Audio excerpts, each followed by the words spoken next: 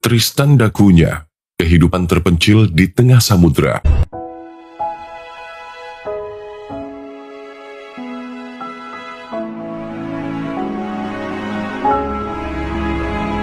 Terpisah jauh dari keramaian kota, keberadaan pulau terpencil ini menyajikan kehidupan yang begitu tenang dan damai. Sebuah sajian indah dan eksotis yang menjadi salah satu tempat paling aman yang ada di bumi. Inilah potret fenomenal Tristan da Cunha, kehidupan terpencil di tengah samudera yang begitu mempesona.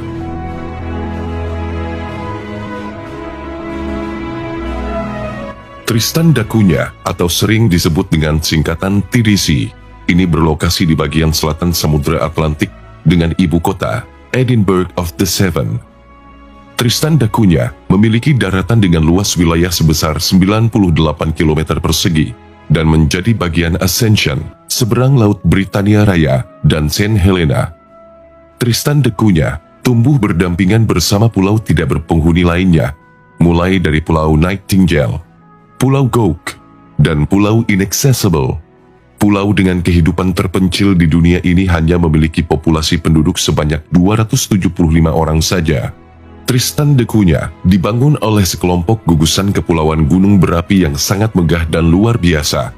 Tristan da Cunha berjarak 2.400 km dari Pulau Saint Helena dan berjarak sejauh 2.816 km dari Afrika Selatan. Sementara itu, jarak yang ditempuh dari Amerika Selatan menuju Tristan da Cunha adalah 3.300 km dan jarak dari Kepulauan Falkland yaitu sejauh 4.002 km. Mayoritas penduduk Tristan da Cunha memeluk agama Kristen Katolik. Sebagai pulau terpencil di belahan bumi, Tristan da Cunha memiliki satu-satunya puncak tertinggi, yaitu Queen Mary's Peak, dengan ketinggian 2.082 meter. Tristan da Cunha yang bentuknya menyerupai lingkaran dengan luas diameter sebesar 12 km tersebut, memiliki iklim samudra, curah hujan yang tinggi, dan sering terjadi angin kencang di wilayah ini. Penduduk Tristan da Cunha menggunakan bahasa Inggris sebagai bahasa nasionalnya dan mata uang yang digunakan adalah pound sterling.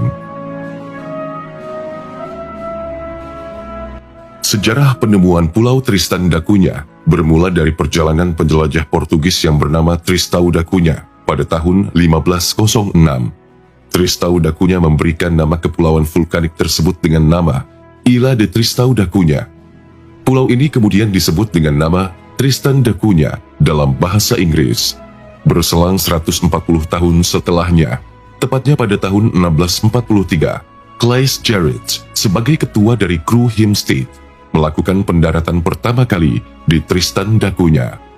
Lalu, pada tahun 1767, telah dilakukan penelitian pertama kali di Tristan da Cunha dengan menggunakan kapal Perancis, yaitu Lourdes du Berger. Penelitian yang dilakukan mengenai keberadaan air terjun besar yaitu Big Wat Run, penetapan garis pantai, dan keberadaan danau di pantai bagian sebelah utara. Pada tahun 1781, hasil penelitian tentang Tristan da Cunha telah dipublikasikan oleh Royal Navy Hydrographer. Setelah 30 tahun berlalu, sejak kejadian Pulau Tristan da Cunha diketahui publik, Jonathan Lambert mendatangi wilayah tersebut. Jonathan Lambert merupakan orang pertama yang mendirikan pemukiman permanen di Tristan da Cunha dan menyatakan jajaran pulau-pulau tersebut miliknya. Jonathan Lambert yang berasal dari Amerika Serikat, Salem, Massachusetts, memberikan nama atas Pulau Tristan da Cunha sebagai Pulau-Pulau Penyegaran. Pada tahun 1961, terjadi letusan gunung berapi, sehingga penduduk Tristan da Cunha harus mengungsi ke Inggris dan kembali merasakan kehidupan yang modern. Namun, pada tahun 1963, sejumlah masyarakat Tristan da Cunha memilih mengambil langkah lain, yaitu menetap, melahirkan keturunan di sana, dan menata pemukiman kembali di kepulauan vulkanik tersebut. Ratusan tahun telah berlalu, kini Tristan da Cunha telah menjelma menjadi pulau terpencil indah yang berpenghuni di dalamnya. Setelah melewati peristiwa sejarah yang panjang, orang-orang mulai menatap Pulau Tristan da Cunha dan membangun kisah kehidupan baru dengan cara memanfaatkan kekayaan lautnya. Tristan da Cunha sangat kaya akan hasil laut yang terkenal, yaitu ikan dan lobster. Berkat sumber daya laut yang dimilikinya, penduduk setempat memanfaatkannya sebagai ladang mata pencaharian. Kehidupan penduduk Tristan da Cunha di wilayah terpencil ini didukung oleh sektor pertanian dan sektor peternakan. Pertanian yang dikelola oleh warga setempat dengan menanam kentang dan aneka jenis tanaman lainnya pada beberapa ladang berdinding batu yang tersedia. Sektor peternakan dikendalikan oleh pemerintah untuk mencegah terjadinya ketimpangan harta kekayaan yang dimiliki dan mencegah terjadinya pengembalaan hewan ternak secara berlebihan pada lahan yang terbatas tersebut.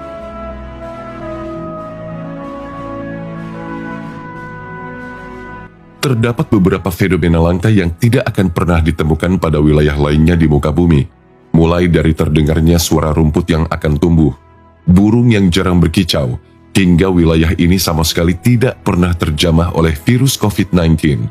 Selain itu, suasana pemukiman di Tristan da Cunha begitu aman, di mana penduduk setempat tidak ada yang menggunakan kunci rumah. Mayoritas warga yang tinggal di wilayah Tristan da Cunha antara lain merupakan keturunan Belanda, Italia, Inggris, Amerika, Irlandia, dan Skotlandia. Tristan da Cunha merupakan rumah bagi habitat hewan langka, yaitu penguin rockhopper, spesies albatros, dan burung langka. Tidak heran jika 40% wilayah Tristan da Cunha diklaim sebagai cagar alam yang dilindungi. Tristan da Cunha berhasil menjadi daya tarik tersendiri bagi kalangan wisatawan yang penasaran dengan kehidupan di dalamnya. Pengunjung bisa menikmati suasana alam yang sepi dan penuh kedamaian. Tristan da Cunha tidak memiliki surat kabar lokal dan jaringan internet yang tidak terlalu bagus. Turis tidak akan menemukan buah atau sayuran di Tristan da Cunha, namun bisa mencicipi hidangan laut yang lezat. Wisatawan bisa mengoleksi perangko yang unik dan khas dari Tristan da Cunha dengan edisi terbatas. Pengunjung bahkan bisa menemukan beberapa spesies tumbuhan dan hewan yang langka ketika berada di Tristan da Cunha.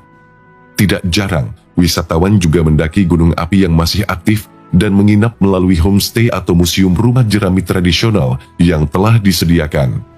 Biasanya, penduduk Tristan da Cunha menghabiskan waktu liburnya dengan berenang di Pulau Nightingale.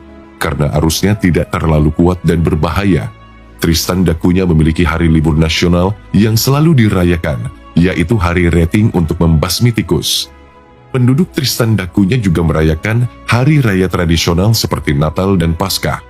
Hiburan lainnya yang dilakukan oleh warga setempat yaitu menari, bernyanyi, bermain alat musik, dan braai atau pesta barbecue. Pulau yang terisolir keberadaannya dari hadapan dunia ini ternyata punya fasilitas yang terbilang cukup lengkap. Terdapat gereja, tempat pemakaman, penginapan, museum, sekolah, halte bus, alat transportasi yaitu bus, kafe internet, supermarket, bar, pelabuhan, kedai kopi, satu dokter, dan toko-toko kecil. Akses menuju lokasi Tristan da Cunha tentunya sangat penuh dengan rintangan. Pengunjung harus menggunakan kapal jika ingin melihat keindahan Tristan da Cunha secara langsung. Tidak ada jalur penerbangan pesawat menuju Tristan da Cunha. Yang ada hanya kapal feri yang menyeberangi laut dengan jarak tempuh ribuan kilometer. Singkatnya, Tristan da Cunha merupakan sebuah pulau terpencil dan terisolasi di dunia yang per tahunnya mengalami fluktuasi penurunan jumlah penduduk.